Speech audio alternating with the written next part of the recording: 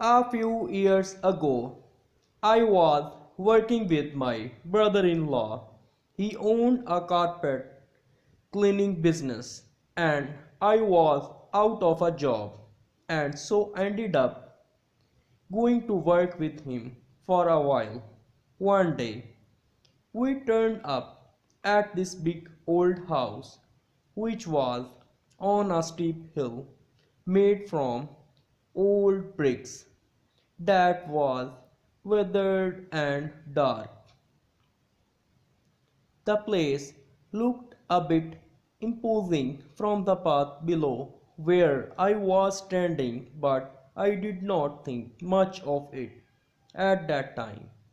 After all, we visited lots of houses daily, old and new, large and small, and I would never been in one that gave me any story of ghost or make me scared. After going into some houses and meeting some house owners, it was the living that worried me more. However, it was clear just looking at this practical house from the outside that looked like it has been seen a lot of people come and go through the years. We steeped in history and had a certain era about it. In more recent times, it was now subdivided into a few separate houses. We climbed the hill, knocked on the door, and were greeted by a lady and her young son, who was off for the end and terms holidays from school, and then shown inside to the kitchen that still retained a lot of its original features and characters. A real wood fire set in chimney, a wood burning cooking stove, a tiled floor, farmhouse style furniture, and lots of exposed original beams and bricks. The job was for the upstairs of the house, so we took a quick look at the three or so bedrooms and the wrap around landing area that were to be cleaned, and then started laughing. And then we see heavy equipment from the van and up the path to the top of the hill, and then a flight of paved steps and into the kitchen. With multiple trips to the van, we were pretty exhausted despite just starting the job, so we had a quick rest while setting up the equipment. My brother-in-law engaged in the usual small talk with the owner, mainly about the weather, which was dire as usual for autumn and northwest of the England, while I unpacked the various brushes and cleaning fluid and we would need for the job.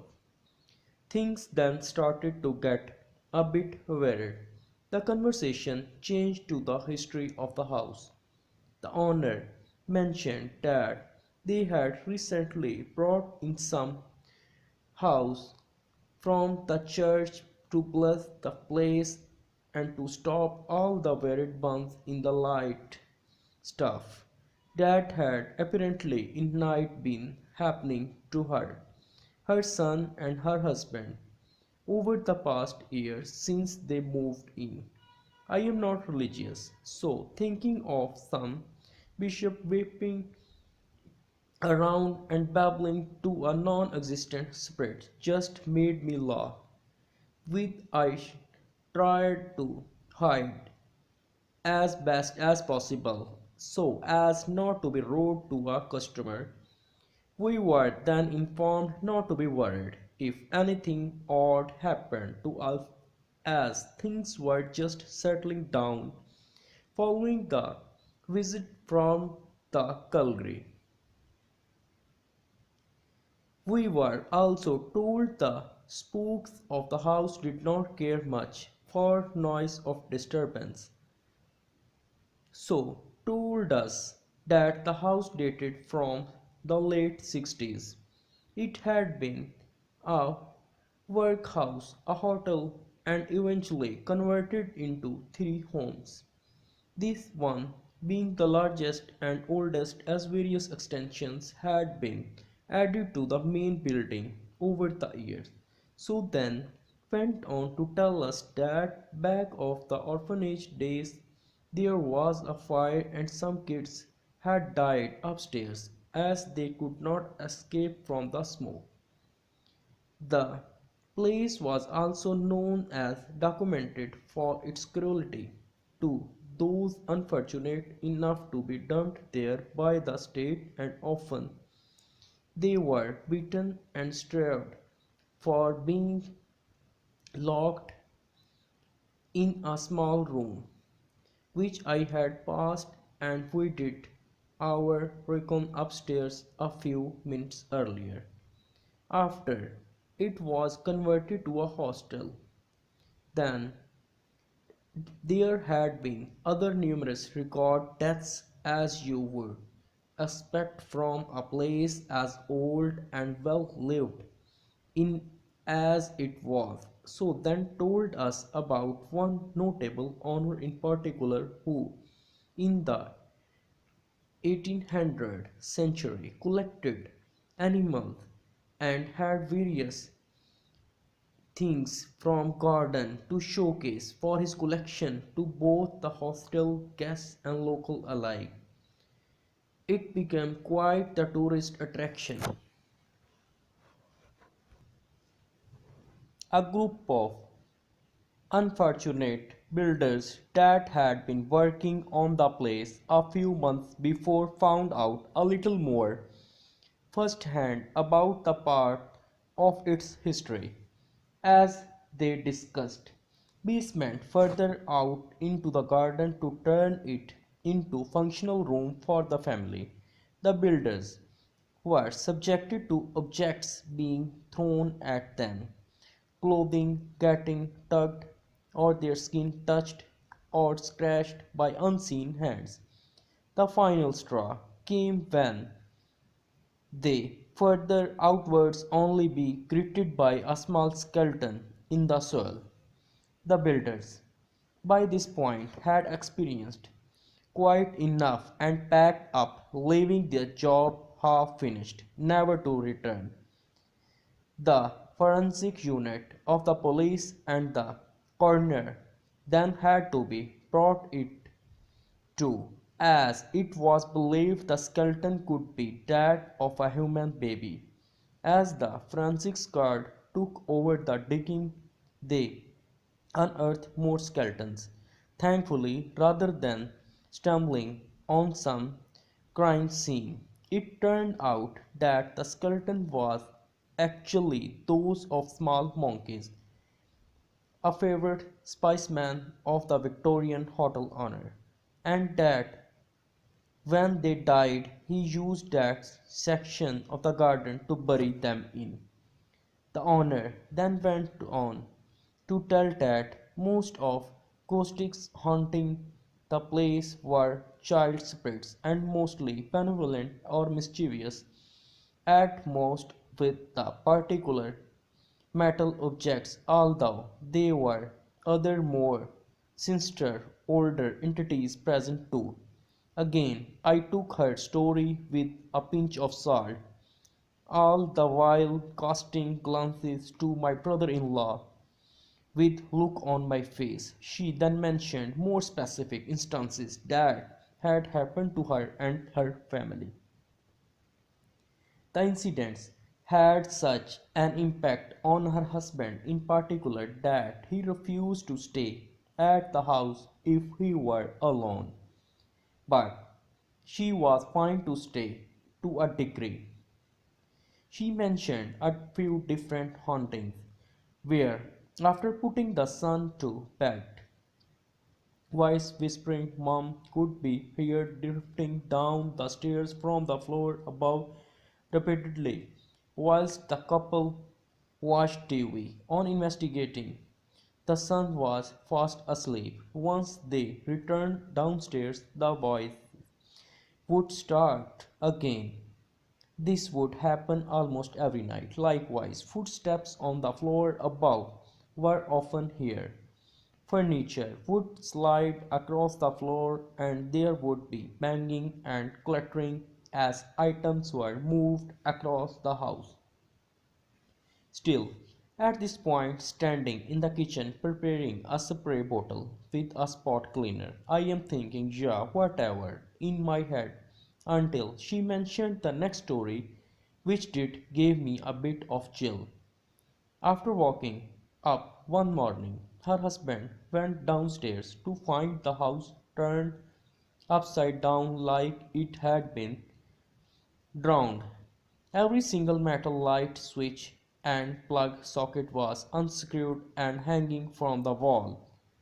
The strangest thing of all, though, was that a solid, very heavy, cast iron fire grate had been lifted off its open-ended hinge and dumped right in the middle of the living room and good 2 meters away from where it should have been.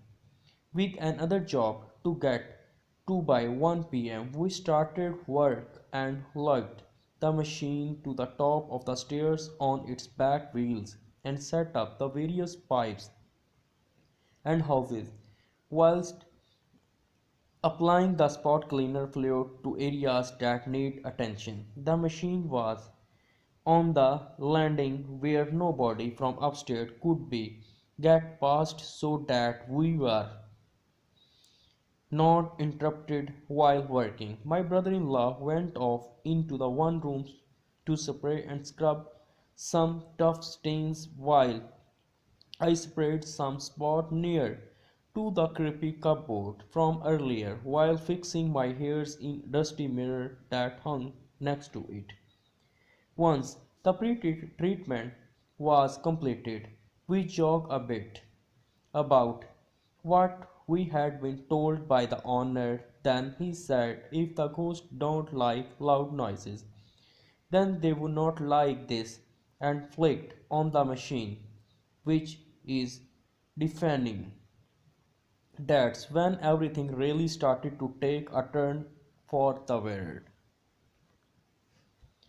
Taking turns with the cleaning van and standing next to each other to sport the vacuum pipe. The first odd thing was a drifting shadow.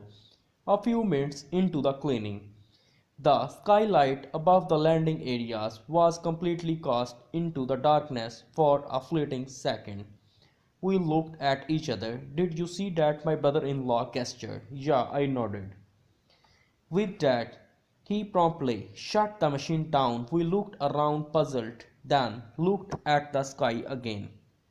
Maybe it was a bird? To put it simply, it would have to have been a very big bird. Literally, all of the daylight on the landing disappeared for the blink of an eye just to cast into a relative darkness. With the next job of the day pressing, we carried on. The machine roared back into the life with a flick of a switch and we continued.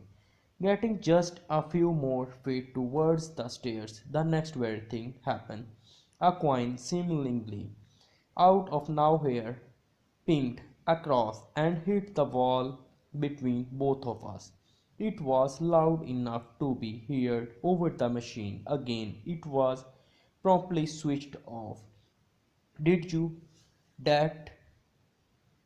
My brother-in-law asked. No, I genuinely did not. I had changed in my pocket. But how does a coin magically fall out, then go to completely right angle and hit the wall with so much force that it leaves a dent in the paint before falling onto the shoe? By this point, we were both starting to get a little freaked out of the two events and the stories that we had been told downstairs. Maybe Something odd was going on at this place. Maybe the stories was just getting to us. But the hairs started to stand on end, and we both became very edgy as we stood alone on the landing trying to figure out what had just happened. Was a practical joke being played on us by the owner of the kit. Both taking a break. We both headed downstairs. Her son was in the living room eating cereal and watching TV, and she looked a little amazed, asking us if we were okay. We let her know what had just happened. And most chilling part I remember is that her 10 years old son turned around, shrugged, and just said, "Yeah, this kind of things happen every day." And his mom just laughed. My blood ran cold, especially when I tried to put on my figure out how he or his mom could have rebounded a coin off two opposing walls from the stairs that we could see to the bottom of with such force. I ended up going out for a cigarette to take 5 minutes away from what was happening. My brother-in-law stayed in kitchen with the owner until I returned, not daring to venture upstairs without me. We returned to the landing, finished up the without too much drama aspect for being on edge. Also, with the machine now filled with wastewater, I removed the tank and drained it down the bathroom toilet. There was weird feeling in that room, like being glared at from one of the corners. I was in and out that pretty sharpness. I started on another room, and enough time had passed to start, and it was simply a trick of mind. I would calm down a little and just chalk it up so loose change falling out of my pocket. Well, no sooner had regained some composure that my brother-in-law came back in with a stern look in his face. I turned off the machine again.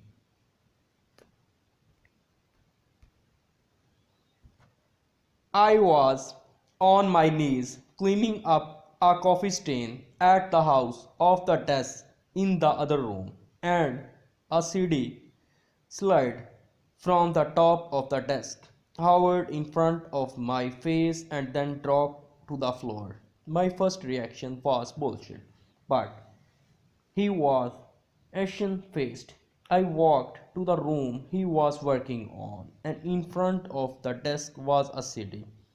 I quizzed him for a good 5 minutes about how maybe he knocked it off the desk, but he was there and literally hovered for a brief second before falling straight into the carpet. We switched jobs and went to the room.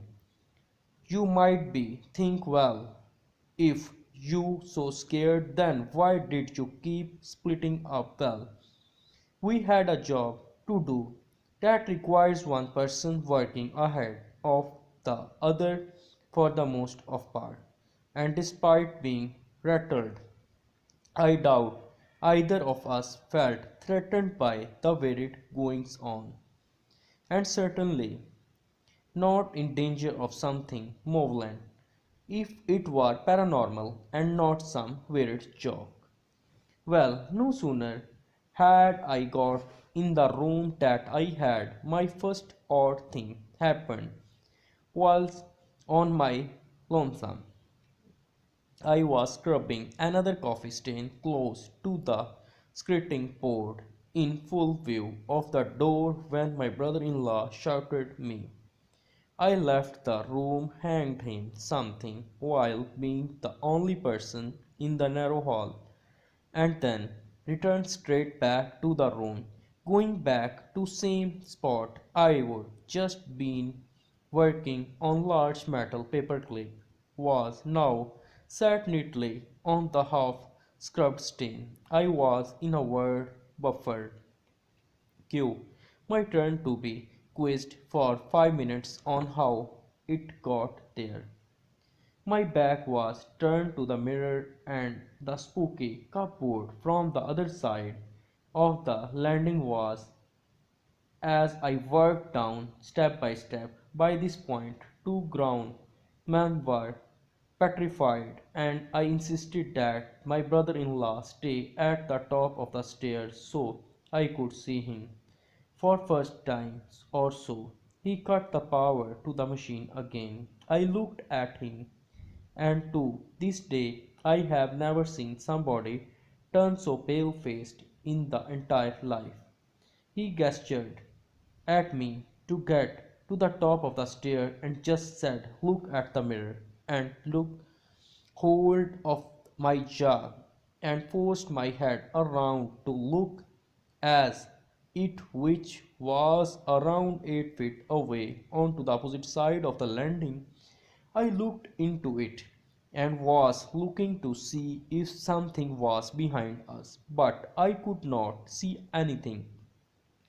Then he said that something was writing on the mirror. Then, without warning, he flew down the stairs and out of the door. I don't know why I did this, even to this day, as every fiber of being told me to run, but I walked to the mirror as my vision is not great, the same dusty mirror I would been vainly checking my hairs in an hour earlier, and plain as day there was writing on it. The funny thing was, the writing was in perfect old style. Both my brother-in-law and my own handwriting is absolutely dreadful, and in this curly conjoined script writing was simply two words and a child finger marked and handprint in the thick dust. It simply said in big letters, "Get out." My legs almost went from underneath me, and I have never been so scared in my life. We were alone on that landing. The mother and the son were downstairs the whole time, plus the machine blocked them from the entire floor of the house. Adrenaline rushed through my body, and I clambered to get my phone from my pocket with shaking hands. I managed to snap a couple of photos of the messages on the mirror before plotting for the stairs. I just wish I had taken a video of it because on later review the quality was not great and did not do what I saw justice, although the writing can be made out. So, after composing ourselves outside again for another 10 or so minutes, we summoned up the courage to go back inside, rush the end of the job like never before, and packed up the equipment in a hurry. We even received a very large tip from the lady just because we stayed the course and finished the job, which, based on what she mentioned, was a reality for tradesmen. After getting back in the van, my brother and I drove van a short distance and pulled over. We talked about it for the rest of the day and have not talked about it since.